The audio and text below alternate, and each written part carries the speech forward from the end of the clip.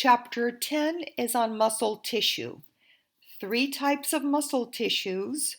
The first slide shows smooth muscles, which are not striped, therefore do not have striations.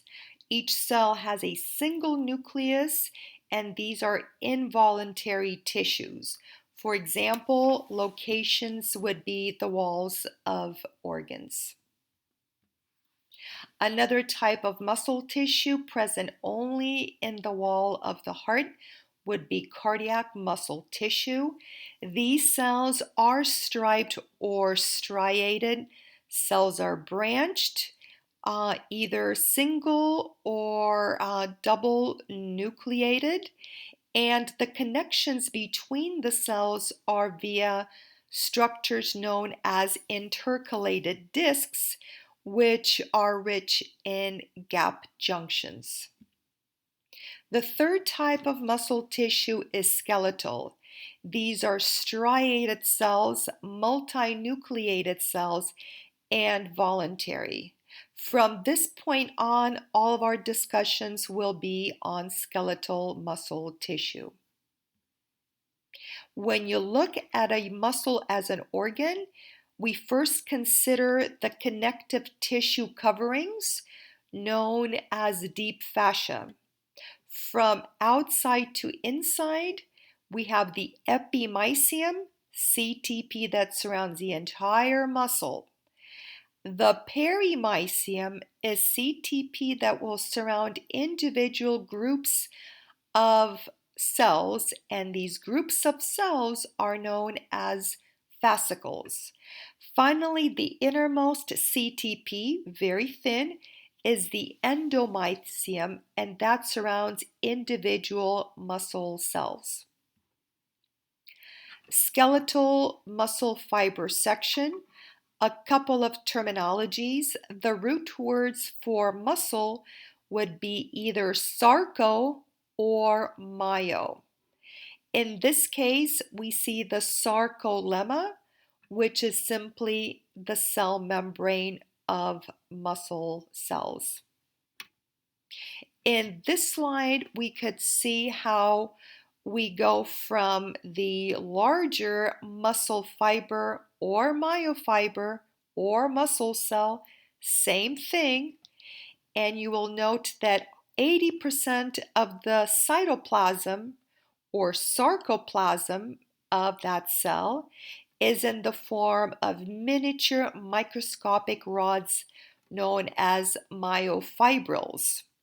The myofibrils in turn are composed of even smaller myofilaments. Two types of myofilaments: thick, myosin; thin, actin, troponin, and tropomyosin. Looking at a single muscle fiber or portion thereof, first we would notice the sarcolemma, the cell membrane that at certain intervals dips in as a T-tubule or transverse tubule. Sarcolemma dips in as the T-tubule. The bluish structures here are all part of the smooth ER or the sarcoplasmic reticulum, which in muscle cells is specialized to contain large amounts of calcium. You could also note on top the terms A band and I band. Those are the structures that form the striations or stripes, and we will come back to that very shortly. Thin myofilaments consist of actin and another two proteins, troponin and tropomyosin. The entire structure is a thin filament. If you're taking physiology, this will be particularly important to you. After this little presentation, I will talk about what you should focus on. You also note in this slide the calcium molecules in green, Ca2 plus. Please note that the calcium molecules bind to the round pink thing known as troponin. Calcium binds to troponin. Troponin, in turn, is attached to the longer rod of a protein known as the tropomyosin. Still looking at the actin molecules, which here you could see as rounded structures with a darker spot. They kind of look like pitted olives. The darker spot in each of this circle on each actin is actually the binding site for myosin. I know this is a lot. Bear with me. When you take physiology, you'll note that it's even more complex. In a thick filament, you'll notice that the thick filaments are physically thicker than the thin, arguably slightly less complicated chemically, maybe not. Each myosin molecule is composed of an elongated tail and a rounded head. When you put many of these myosin molecules together, you are creating a thick filament. Each myosin molecule has an elongated tail and a rounded head. Many myosin molecules placed together form the thick filament. In this slide, again, you could see the interaction between the thick and the thin filaments. The thin filaments in blue are simplified in this diagrammatic. Please note that it's only actin, the round blue things, that is pictured. There's no troponin or tropomyosin, and that's okay. Please note, however, that the thick filament with its heads reaches to the thin filament, and the heads of the thick filament attach to the actin. Again, the myosin heads attach to the actin if the actin binding sites are open. Sarcomere, your basic unit of contraction. And each sarcomere would extend from one Z line to another Z line or Z disc. Sarcomeres' basic units of contraction extend from one Z line to another Z line. Each muscle cell has many sarcomeres. Within the sarcomere and extending on either side of a sarcomere, you would find bands. You'll notice there's an A band and I bands. Before we get to that, let's take another look at a sarcomere. Again, a sarcomere extends from Z to Z. That's that unit. What's right in the middle? Right in the middle of each sarcomere, in the middle is the M line. Now, if you take a look at the A band and the way I have it bracketed off over here, the A band consists of what type of filaments? The answer is on the bottom, thick and thin filaments. The A band is formed of thick and thin filaments. Think of A for A band and A for dark. The A bands are darker because they have more content in them.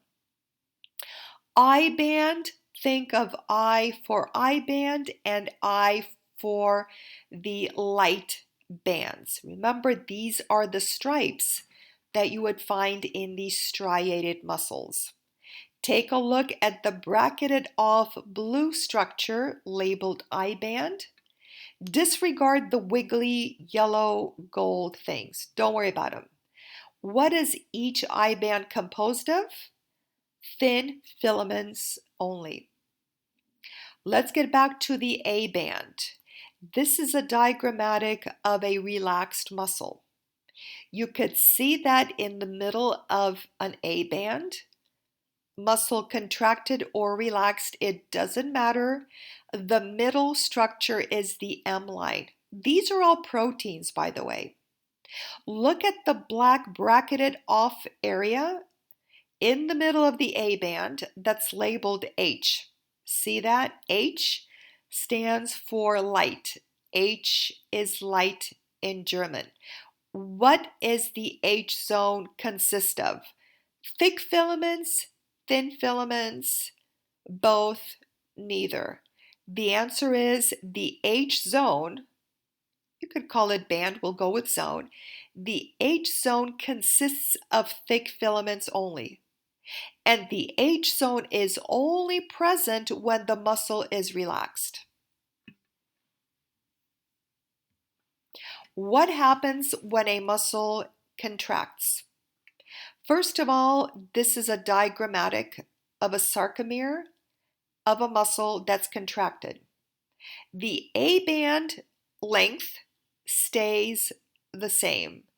A stays the same. The I bands shorten. I bands shorten because the thin filaments, bluish right here, are dragged in all the way to the M line. Thin filaments go all the way to the M line, and in the process, the H zone disappears. Why is that? What is the H zone? Thick filaments only. Once you pull in or slide in the thin filaments right to the M line, the H zone disappears. Again, this is physiology light. I will not be asking you all of these details. In the practice quiz on the muscle, I'll pretty much tell you what you should be focusing on or responsible for. I do want you to understand the concept, however.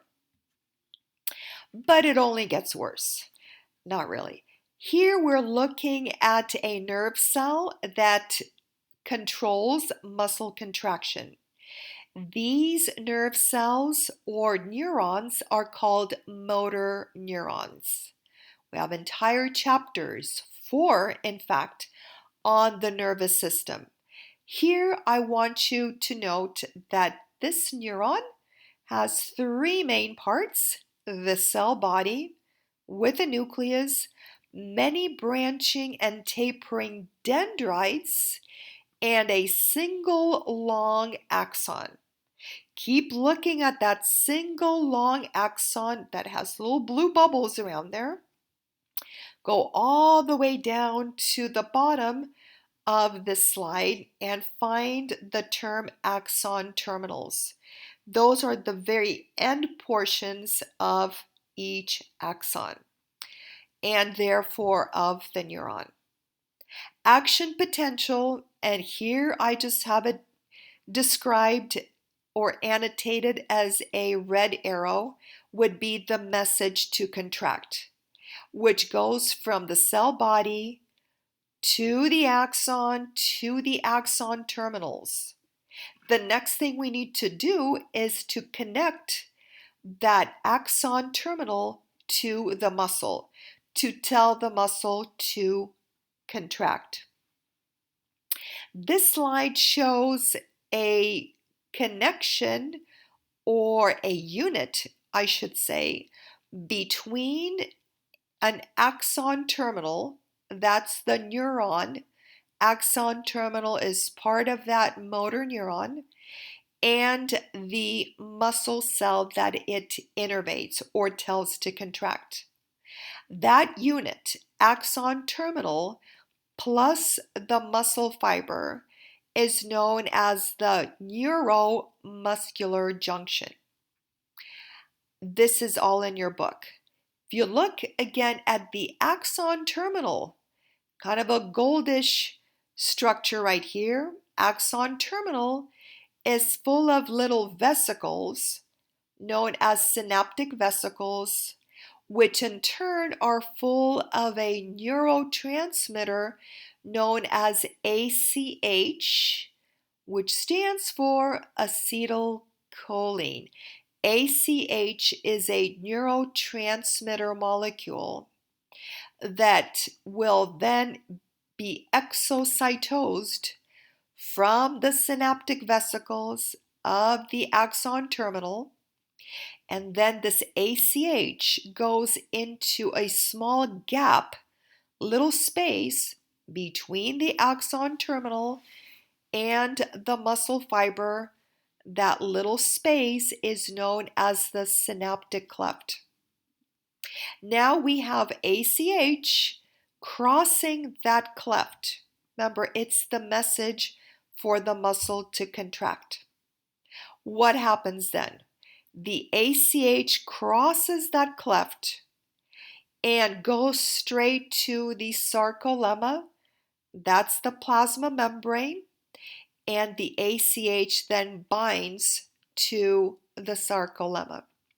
Again, ACH is released from the axon terminal, crosses the synaptic cleft, and binds to the sarcolemma. What happens next? After ACH binds to the sarcolemma, that message to contract goes along very quickly all along the sarcolemma. Recall that the sarcolemma dips in as T-tubules. Sarcolemma depolarizes, we'll just say action, potential, or the message to contract. Message goes right along the sarcolemma, dips into the T-tubule. Now, what's located on either side of the T-tubule? That would be a portion of the SER, the sarcoplasmic reticulum, or the smooth ER. The larger portions of the smooth ER are called the terminal cisterna. That's where most of the calcium is present. Let's do this again. The axon terminal contains synaptic vesicles, which contain ACH. When that message to contract reaches the axon terminal, the ACH is released into the synaptic cleft, the space. The ACH then binds to the cell membrane, the muscle fiber cell membrane, sarcolemma. Sarcolemma then gets that message to contract. Sarcolemma carries that message down to its infolding, the T-tubule. What's on either side of the T-tubule? Terminal cisterna of the sarcoplasmic reticulum, which contains what? Calcium. As soon as the T-tubule brings that message down to the terminal cisterna, the calcium is released into the cytoplasm of the muscle fiber. The last slide is from a physiology book. Please note you're not responsible for all the details. I will give you all the details in the form of the practice quiz, but I think it's important that you have a little bit more understanding of muscle contraction. Let's start with number 1. I put it in like a pink form. Number 1 is the axon terminal. It's full of synaptic vesicles, which contain ACH. ACH is released into that cleft, binds to its receptors. Look at number 2. These receptors then, with the ACH attached, will activate the sarcolemma, cell membrane, number 2 sarcolemma, keep going down to number 2 as the T-tubule. Remember, T-tubules are just extensions of the sarcolemma. Look at number 3. What is number 3? The terminal cisterna of the sarcoplasmic reticulum. Terminal cisterna, part of that smooth ER. Think of it as just being a holding tank full of calcium. What happens next is physiology. I'll take you through this and then we won't worry about it much at all. Calcium will then bind to a portion of the thin filament, which will eventually cause the binding sites on the actin to open up. These binding sites are for the myosin heads. Take a look at number 5, where the myosin head, little blue-purple thing, binds to the actin. What happens next with the aid of adenosine triphosphate or energy-rich molecule is that the thick filaments will pull the thin filaments towards the M line, eventually causing each sarcomere to shorten. Remember, sarcomere, unit of contraction, and the end result is that the entire muscle shortens. Before I leave this particular narration, I want to ensure you that not to stress too much about the details. I will do another little presentation where I will focus on more of the anatomy rather than on the physiology. This is just meant to help you with physiology. I know some of you are taking physiology this semester as well.